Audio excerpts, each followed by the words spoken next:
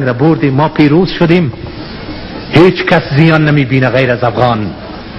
پاکستان زیان نمی بیند، عربستان سعودی زیان نمی بیند، آمریکا زیان نمی بیند، هیچ کشور خارجی زیان نمی بیند، شوروی هم زیان نمی بیند. اگر دیروز در اینجا اسکرایش وجود داشت، اونا هم رفتن به وطنشان. این فقط صرف افغان است و وطن افغان است و خانه افغان است که زیان میبینه. بس سلاح از ما نیست. کدامش در اینجا تولید میشه؟ بگو. به شمول کارتوسش اینجا تولید میشه؟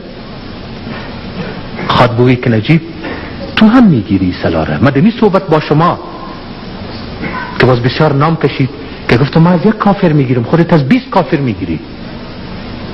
فیصله کردیم که بیا این کل سلاح ها را کوت میکنیم، با اونام میتیم، با اینام میتیم، این سلاح ها را پس دوباره بیچی میکنیم، مسترد میکنیم و از شقیقی مردم افغانستان اتفاق بیرون میکنیم و مگذاریم این آزادی را برای مردم افغانستان که انتخاب بکنه که کی و پشتر کی میره.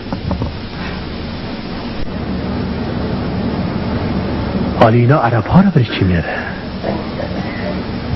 پاکستانی ها را برای چی میره؟ و شما پیشتر تصدیق کردیم که در هر جبهه یک عربی قرار داره. عمل پیش ما کل اطلاعات از این جبهه پغمان گرفته تا می شکردره تا پروان تا کاپیسا در کل جبهات وجود داره.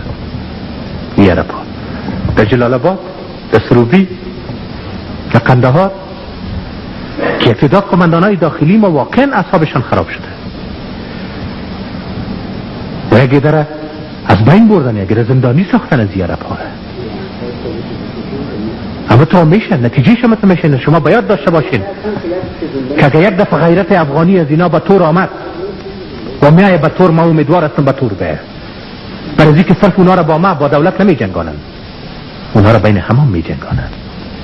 فیصله ایست که یک افغان دیگه وجود نداشته باشه، خلاص. نه عزتش، نه اسلامش، نه وطنش.